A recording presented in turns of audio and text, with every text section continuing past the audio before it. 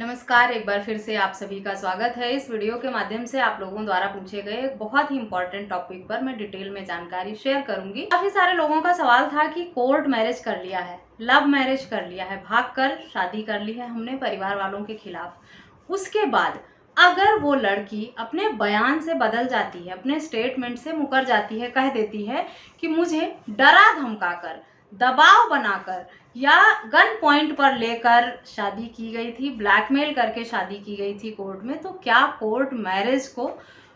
रद्द कराया जा सकता है? कोर्ट मैरिज का जो रजिस्ट्रेशन है, जो कोर्ट मैरिज किया है, वो क्या रद्द हो सकता है? या ऐसे में उस लड़के को क्या कोई पनिशमेंट दिलाया जा सकता है अगर रजिस्टर्ड कोर्ट मैरिज हुई है? तो इस वीडियो में डिटेल में इसी टॉपिक पर जानकारी मैं आप लोगों के साथ शेयर करूंगी। तो पूरी जानकारी पाने के लिए इस वीडियो को अंत तक जरूर देखें। अगर मेरे चैनल पर नए हैं, अब तक सब्सक्राइब नहीं किया है, तो प्लीज सब्सक्राइब करके बेल आइकन को जरूर प्रेस करें ताकि इस तरह की और भी इंफॉर्मेटिव वीडियोस आपको घर बैठे मिलती रहें। बहुत सारे लोगों के मन में ये डर रहता है, प्यार करते हैं,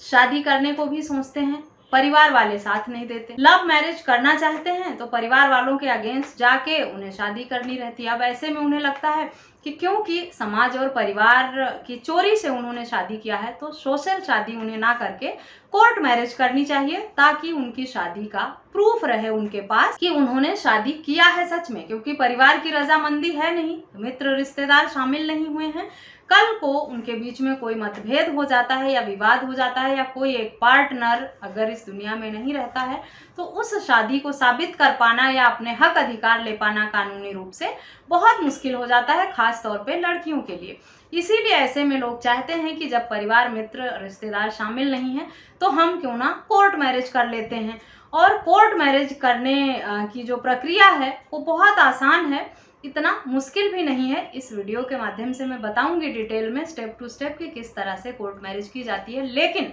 कोर्ट मैरिज करने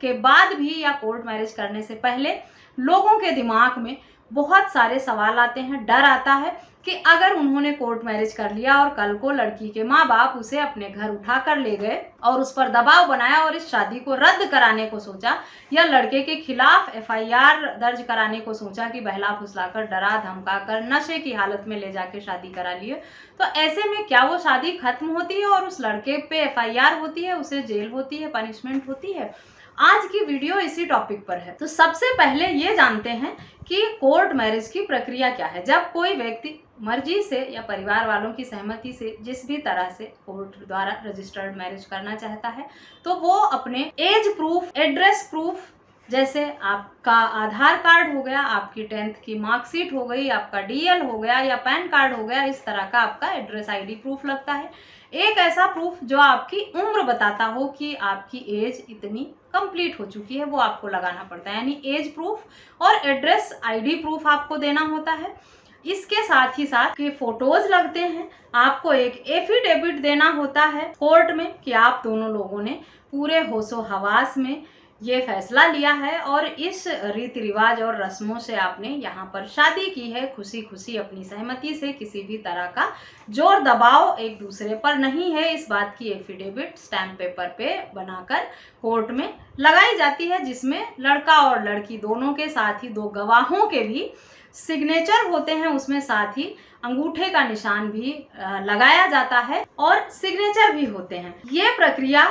मैरिज रजिस्टर्ड कराने के लिए एप्लीकेशन जो लगाई जाती है तब की जाती है। उसके बाद आपको कुछ जगह पर सेम डे में ही आपकी अपीयरेंस होके आपकी शादी रजिस्टर्ड हो जाती है। कुछ जगहों पर आपको 2 दिन, 4 दिन या 1 हफ्ते बाद का भी समय दिया जाता है अपीयर होने के लिए सब रजिस्ट्रार के सामने। जहां से आपकी शादी रजिस्टर होनी है वहां पर अपीयर होने के लिए आपको एक समय दिया जाता है, तारीख दी जाती है, जब आपको उनके सामने खड़े होकर अपना बयान देना होता है। आपसे पूछा जाता है कि आप पर कोई जोर दबाव तो नहीं है, आपसे कुछ शब्दों में बातचीत करने की कोशिश की जाती है ताकि ये पता लगाया जा सके कि आपका माइंड जो है वो कॉन्शियस है, आप होशो हवास में हैं, नशे में नहीं हैं, डरे हुए नहीं हैं, आपका एड्रेस क्या है, आपका डेट ऑफ बर्थ क्या है, इस तरह के सवाल आपसे पूछे जाते हैं। आपने सहमति से शादी किया है, परिवार वाले आए क्यों नहीं आए हैं, साथ में क्या है, इस तरह की बातें वहाँ पर आपसे पूछी जाती हैं ताकि आपसे बातचीत करके ये अंदाजा लगाया जा सके कि आप पूरी तरह से साउंड माइंड में हैं, नशे की हालत में नहीं हैं, या आप साउंड माइंड में हैं, आप पर किसी भी तरह का दबाव नहीं है, धमकाया नहीं गया है, सब चीज़ें वहाँ पर बातचीत करके इसीलिए पूछी जाती हैं। साथ ही आपकी लाइव फोटोज़ भी खींची जाती हैं अब जो है कोर्ट मैरिज करते हुए, ताकि आप ये बाद में कह के ना मुकर सकें कि हम तो कोर्ट में गए ही नहीं थे, पता नहीं ये फर्जी सर्टिफिकेट बना लिया गया है। इसीलिए दस्तखत के साथ साथ आपका थंब इम्प्रेशन भी लगाया जाता है, अंगूठे का निशान भी, 2 गवाह भी रखे जाते हैं। आप कितनी बातों को डिनाई करेंगे, कितनी बातों से मुकरेंगे कि गवाह भी आपके नहीं थे, थंब इम्प्रेशन भी आपसे मार पीट कर या धमका कर लगा लिया गया, सिग्नेचर भी ऐसे ही करा लिया गया, लाइव फोटो भी आपसे जो वहाँ पूछताछ की गई, आपने जवाब दिया, वो सब भी झूठा ही था, वो भी सब गन पॉइंट पे कराया गया था। इसीलिए इतनी लंबी प्रक्रिया से गुजरना पड़ता है कि किसी भी तरह का जोर जबरदस्ती, दबाव या फ्रॉड ना हो इस तरह की कोर्ट मैरिज में, और लड़कियों के साथ गलत तरीके से शादी ना की जा सके। तो अगर आपने इन सारी प्रक्रिया को पूरा करके सही डॉक्यूमेंट्स लगाकर कोर्ट मैरिज की है और आपके पास मैरिज सर्टिफिकेट भी है, किसी भी तरह की चीटिंग नहीं की है, किसी भी तरह का धोखा नहीं किया है, अब लड़की की एज अगर कम है, आपने गलत एज प्रूफ लगा दिया है, या कोई अन्य तरह का झूठ बोलकर या झूठे डॉक्यूमेंट दस्तावेज लगाकर आपने इस तरह की शादी रजिस्टर्ड कराई है, तब आप जरूर फंस सकते हैं किसी प्रॉब्लम में या किसी लीगल,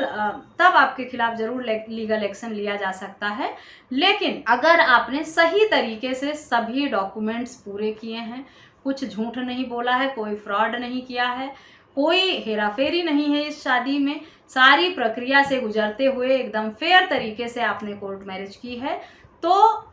लड़की के बयान बदल देने से, दबाव बना लेने से, ये कह देने से कि जबरदस्ती दबाव बनाकर शादी किया गया था, लड़के के खिलाफ किसी भी तरह का लीगल एक्शन नहीं लिया जाता है, क्योंकि जो भी एफिडेविट लगाई जाती है, जो भी स्टेटमेंट होता है, वही उसका अंतिम बयान माना जाता है और उसी के हिसाब पर शादी रजिस्टर्ड होती है। ये नहीं है कि आज आपने कुछ कहा और कल आपके परिवार के दबाव में आकर कुछ आकर कह देंगी, वो शादी कैंसिल हो जाएगी और लड़के के खिलाफ FIR हो जाएगा। लड़की माइनर नहीं होनी चाहिए, अगर माइनर है तब आपके खिलाफ एक्शन जरूर होगा। सही उम्र पूरी होनी चाहिए, सही सबूत आपने कोर्ट में जो दिए हैं वो सब सच होने चाहिए, कोई झूठे फॉल्स एविडेंस क्रिएट ना किए हों, कोई झूठे दस्तावेज ना लगाए हों, सब कुछ ठीक है, लीगल है, जेन्युइन तरीके से शादी की है, तो डरने परेशान होने की कोई बात नहीं है। लड़की बयान बदल भी देगी तब भी ना तो ये शादी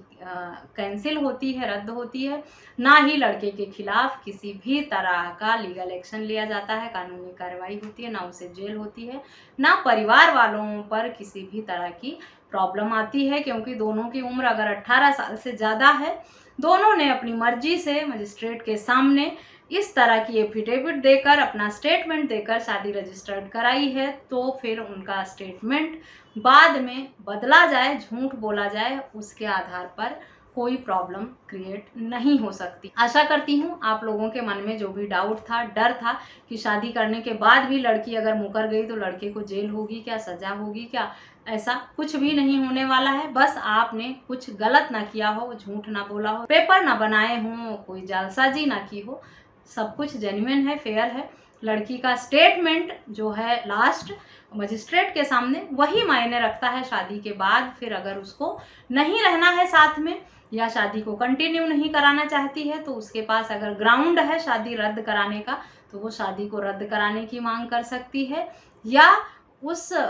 ऐसे पार्टनर से तलाक की मांग कर सकती है, लेकिन उसे सजा नहीं दिला सकती, जेल नहीं करवा सकती। तो अपने दिमाग से पुलिस का डर, कानून का डर निकाल दें। अगर आप दोनों लोग 18 साल से ऊपर के हैं और आप लोग शादी करना चाहते हैं अपनी मर्जी से या परिवार वालों की मर्जी से, तो कानून आपके साथ है, आपके हक में बना है, उसका यूज करें, मिसयूज ना करें, क्योंकि मिसयूज करेंगे अगर कानून का तो पनिशमेंट मिलना तय है, आज नहीं कुछ समय बाद मिलेगा।